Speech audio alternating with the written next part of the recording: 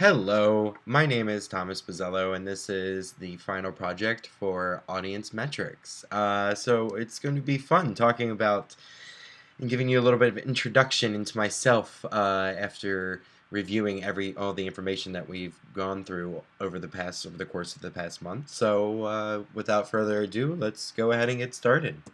So who am I? Well, I am 25 years old, living in Los Angeles, California, studying entertainment business at Full Sail University, and I am currently looking to gain even more experience within the film and TV industry. Those are my ultimate main goals. Um, my dream job one day is to be a producer, and maybe possibly down the road own my own production company and specialize in low budget films to start, and then move on to bigger and better projects down the road. Um, as for vehicles and media outlets that I currently promote myself in, I do primarily use a lot of what everybody else is using, which is Facebook, Twitter, LinkedIn, and other social media websites, in order to create an online presence of myself, is a good thing to do when you're trying to make friends, make new friends, and ultimately network with people in order to find out what they're doing and also for them to see what you are doing. My primary target market, if we were going to talk about my market audience as an individual, is definitely primarily males and females between the ages of 18 to 49 that are interested in the industry, know a lot, and have an inspiring goals to um, either contribute to media production or to converse with and discuss further ideas and whatnot. Uh, a group such as this, compared to the general population, is, I would say, about average. You can talk to people that are not movie aficionados, and then you can talk to people that just go see movies and watch TV, as a way for just entertainment.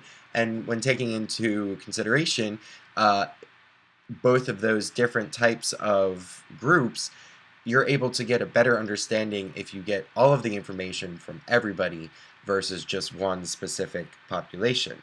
My current audience is friends, family members, colleagues at work, school networking, and so on. If you look at my Facebook account, I do have 740 friends, which I think is an excellent start. And we can go ahead and look at my clout score, and hey, it's 53, but hey, there's a nice big bump right in the mid-July, going right into August, when I kind of started taking this course and became a little bit more aware of my actual social media presence. And it's still going up. It's still going up right at the end. Um, National averages, I feel like these are about average, are a little bit below average, but I can definitely bring those back up with no doubt. So the entity that I decided to review over the course of the past month, I actually first looked at Steven Spielberg, just because they are producer. I guess they're both of them, Steven Spielberg and Guillermo del Toro, are both what you would call the Hollywood triple threat of being a director, producer, and writers. They all of them have all contributed into such great films and ideas that will probably stay in movies and film for forever. They'll definitely always be someone to look at, kind of like Steve Jobs and Apple. They produce multi-million-dollar movies, independent films, but I know that when they first started, they were first doing independent films and guerrilla filmmaking back in the day. For outlets that they use for their content and their products, they work with major studios, and then both of them also own their own production companies. And their target audience, which it also depends on from project to project, but overall, Spielberg is more males, females, and sometimes kids, anywhere between the ages of 13 to 49. Guillermo is a little bit more towards the older crowd. A lot of his movies are more geared towards I don't know, specific types of genre and making you think beyond the realm. Like this. I love this picture. I saw this picture as I was doing some research on Guillermo, and I thought throughout the entire month, we were talking about eyeballs, and there they are. So, looking at, over the past month and looking at my metrics, we can definitely see a little bit of variation. It's kind of like the recent video we watched online, that once I became more aware and actually recording and documenting all of how many posts I'm doing per week, I found myself posting and sharing and reposting and putting images even more down the road and being a little bit more cognizant about that. As for Guillermo del Toro and Steven Spielberg, in week one, I kind of started with Spielberg and realized he doesn't really have much of his own personal Facebook, Twitter, or Google Plus account. Like, he doesn't really have that much, which kind of leads us to believe that he's just in the public eye so much that he doesn't really need, neither of them really need to actually promote themselves as much. Their companies, their specific companies, such as Ambient Entertainment, probably would have been another good example to record if I could go back and redo this all over again. It would actually be probably a little bit better to actually see a company and how much they're posting online. After reviewing the Facebook posts that we had over the past 4 weeks, as you can see, I was definitely more aware of my Facebook posts, and they continue to climb, and they will still remain to continue to climb. Guillermo, not so much. It was only 1 or 2 or 3, or at the most, over the past 3-4 weeks, which he's probably busy making movies. How much would I spend to produce? So let's just quickly go over how much do I spend to produce my content that I put on these websites? Not much. I'm just using my own free accounts and whatnot to actually do that. Word of mouth, free websites, blogs. How much does the entity charge in public production costs? Well, in the public eye, because of Hollywood and all of their reputation thus far, they don't really have to spend that much. It's kind of up to the production companies and their agencies to actually fulfill those needs of promoting themselves through social medias.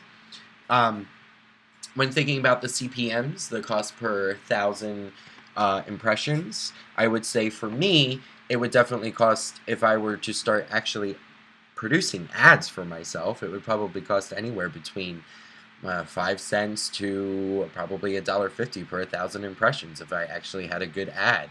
And and as for Guillermo del Toro and Steven Spielberg, it's probably about the same, or maybe a little bit less. They're in the public eye so much that they would probably be able to get a really good deal on that. So, what are my goals?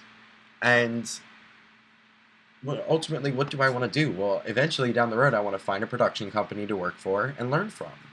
And then after that, after I obtain my master's degree in entertainment business at Full Sail, afterwards, I would like to start producing extremely low-budget projects, short films, and then I do have a couple films down the pipeline that I need to get written and discussed further and talk about marketing strategies. And then eventually from there, if some of these are a success, I'll start my own independent production company. But this is all, well, I'm open to following the path and seeing where it actually takes me. What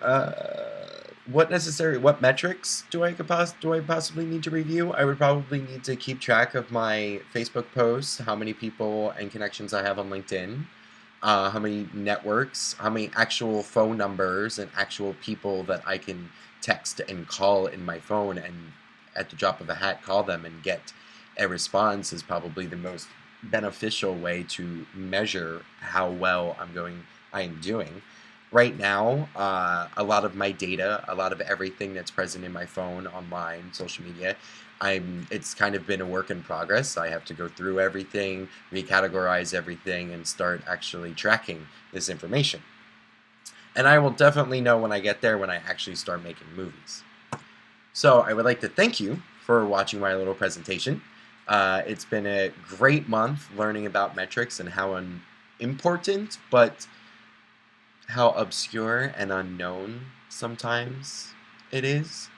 And it's very interesting to see and know and apply the knowledge that I have now and actually review the numbers and actually pay attention to what's going on with Nielsen and Arbitron and all these different companies that are actually trying to measure.